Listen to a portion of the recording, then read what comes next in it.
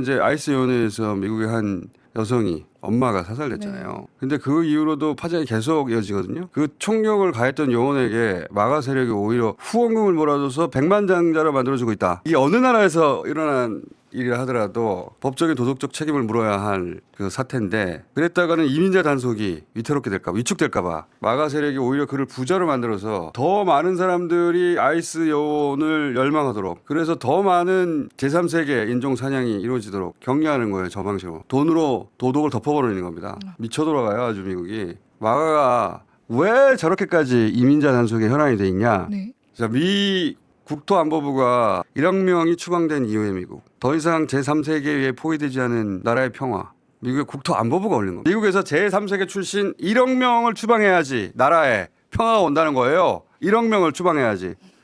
근데 미국에 지금 현재 이민자가 1억 명이 안 돼요. 그러니까 1억이라는 숫자는 합법적인 미 국적자지만 백인이 아닌 제3세계 출신 2세대, 3세대 그 인종을 말하는 거예요. 이거는 말하자면 인종 청소의 개념이에요. 미국 인구의 3분의 1을 없애버려야 된다는 거야. 백인들 자신도 본토에서 쫓겨온 이민자들 이러면서 왜 이런 말도 안 되는 소리를 하는 걸까? 민주당이 네. 자신에게 표를 줄 출산율이 높은, 아이를 많이 낳는 제3세계, 네. 주로 아프리카, 중남미, 네.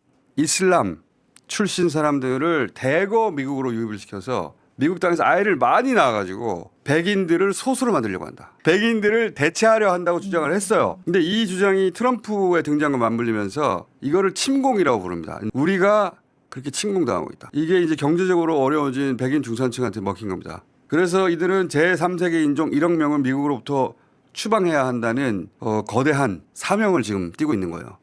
진짜. 진짜 미국이 저는 망해간다고 생각합니다. 정권이 교체되고 6개월이 다 지난 후에야 비로소 테러로 지정이 되네요. 이재명 대통령이 테러 당해서 누워있어서 피가 흥건히 고여있던 곳인데 경찰들이 물청소를 하고 있는 거예요. 생수까지. 생수까지 가져와가지고 차에서. 네. 사람 먹는 건데 급하니까. 와. 여기 수도꼭지가 없을 거 아닙니까. 경찰들이 사건 현장을 물청소를 했단 말이죠. 저 영상 본 적 있어요? 저는 저 때는 정치 저간여층이라 본 적이 없습니다. 그래요? 정치적 완여층이면 물을 수 있어요. 지금 저 영상을 보면 이상하지 않아요? 정말 이상한데요? 그죠? 네. 생수까지 동원해가지고 사건 현장인데 보존해야 되잖아. 네, 증거 보존해야 되는. 폴리스 라인 쳐가지고. 네. 그게 상식이잖아요. 네. 저거를 물청소를 해버렸어요. 그리고 테러범이 자기 정치적 테러를 했다고 스스로 밝히는 편지를 경찰에 공개를 안 했거든요. 저 때 그런 편지가 있었다는 사실은 아세요?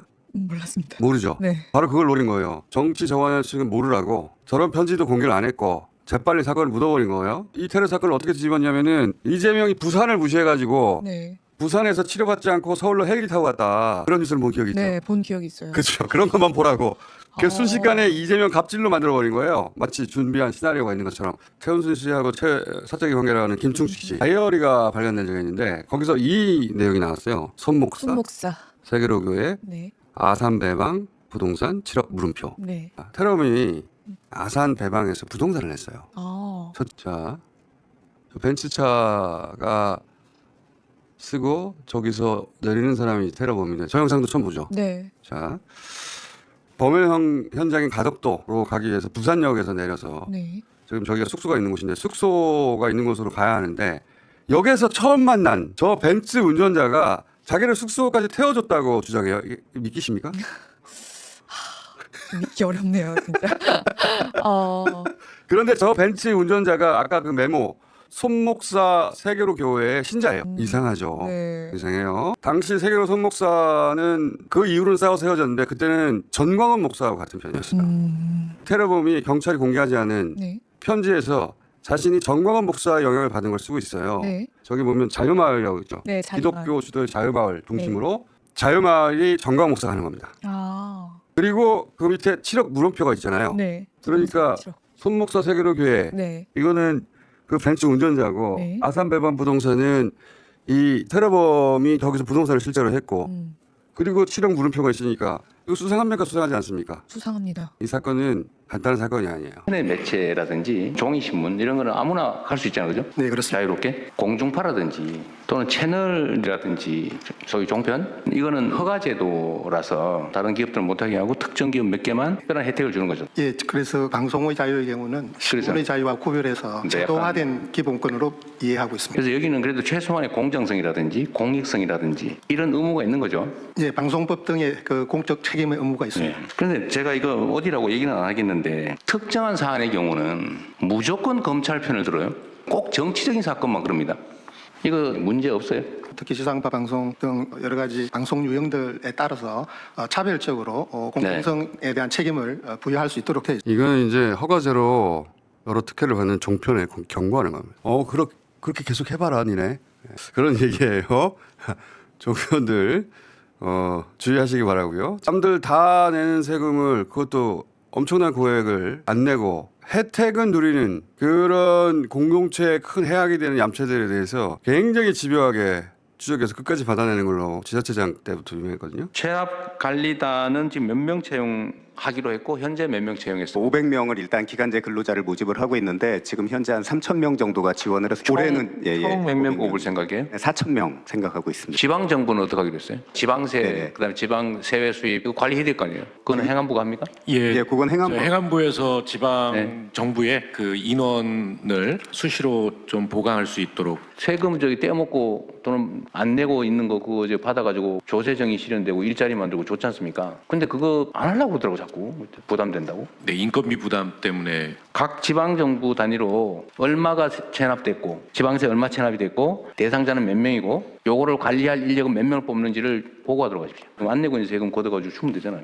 언제까지 날짜 정해가지고 네, 2월 하고 있는 상황 네네. 앞으로 할 계획 안 하고 있으면 왜 안 하는지를 다 조사를 해가지고 네네. 또 보고를 좀 해주세요. 근데 국세청도 너무 소심하게 그러지 말고 세외 수입 밀린 금액이 얼마예요? 국세는 130조고요. 130조를 지금 예, 예. 밀려서 못 받고 있다. 그다음에 예. 해외 수입은 그만할 건데 세외 세입은 매년 250조 정도, 그중에 누적된- 25조 정도. 누적된 체납 세외 수입이 얼마냐고 묻잖아요. 한 2, 300조 될 거예요. 알아보세요. 네네, 그거 알아보겠습니다. 관심이 없는 거잖아요 지금. 누적된 세외 수입 체납분을 재산 조사를 하든지 할 인력을 대대적으로 뽑아서 하세요. 과감하게 하세요. 최저임금 주는 거 아니죠? 최저임금 주지는 않고요. 기본급을 최저임금으로 주지는 마시고 예. 적정하게 주십시오. 이게 이제 보통 공무원들하고 이재명 대통령의 차이점을 드러내는 건데 공무원들은 항상 사람 뽑는 걸 부담스러워해요. 왜냐하면 그 인건비를 어떻게 하느냐 예산은 정해져 있는데. 네. 근데 이 대통령은 공무원인데 본인도. 네. 근데 사업가처럼 생각해요. 고액 채액자들로부터 받아낸 세금으로 급여 주면 되지. 이 발상이 일반 공무원들하고 다른 겁니다. 자신이 국정 철학이 뭔지 즉석에서 드러내고 구체적인 방향성을 바로 탁탁 제시해요. 이 일을 빨리빨리 처리합니다. 굉장히. 해외 생리대보다 우리나라가 40% 가까이 비싼 건 사실인가 본데 네. 정부에서 지원해주면 이게 속된 말로 바가지 씌우는데 돈만 준 꼴이잖아요. 네.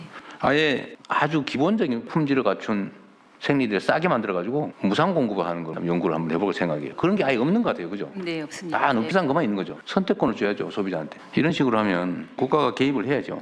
야, 이것도 완전히 다른 발상인데. 근데 기업가들이 생필품을 과도한 이윤을 추구한다면 그건 공공의 영역이라고 보고 생필품이니까 정부가 개입해야 한다고 생각하는 거예요. 그러니까 자신만의 철학과 기준이 아주 명백히 확실하게 있고 그걸 실행에 옮기는 행정가예요.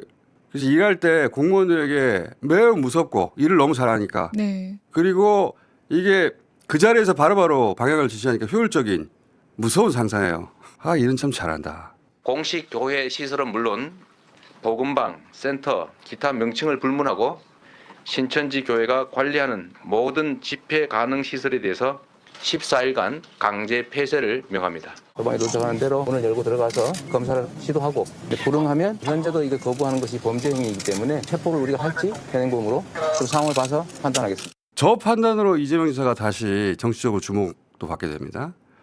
이제 그런 이재명 지사에 대해서 이만희 총회장이 이제 통화를 하면서 화를 냈다는 거거든요. 예. 만약에 이재명이가 우리를 여기에 그렇게 끝까지 그리 한다면 자기는 엄청난 손해를 보고 목적 달성을 못해. 이 나라 전체에 그 지라시를 깔 수도 있어. 예. 그만한 능력을 가지고 있는데 예. 내가 하나만 우리는 경병식이나 예. 음파같이 되지는 않는다. 반면 윤석열은 어제도 얘기했지만 저때 어떻게 했냐. 추미애 법무장관이 압수수색 하라는데 어떻게 했어요? 건진한테 물어봤고 건진은 거기도 영매니까 네. 앱둬라. 실제 압수수색 안 했지. 그래서 신천지 이만희 총회장은 윤석열한테 은혜를 입었다고 국민의힘 가입하라고 했던 거고요. 이만희 총회장이 2020년 7월 법원 구속심사 하루 전에 신천지 고위 간부와 근우회라는 단체를 강조하는 통화를 했다고 합니다. 우리나라에서 제일 큰 사회 단체가 뭔지 알아? 근우회라 그랬지? 근우회가 전부 우리한테 다 돌아있고. 네, 근우회 내부는 다 신천지 사람이라는 주장이 나왔습니다. 자, 들어봅시다. 입장에서는 갓을 쓴 거예요. 근우회를 갓을 씌워놓고 그 안에 내부는 다 신천지 사람이고 근우회 행사나 이런 걸 보면 다 신천지 성도들이 안내하고 행사하고 공연하고 다. 그렇습니다. 신천지 전 간부들이 다 그렇게 이야기했다고 JTBC가 보도를 했습니다. 윤어게인의 윤석열이 국민의힘을 그 뿌리부터 다 썰을 내고 있다는 걸 아는가 모르겠네.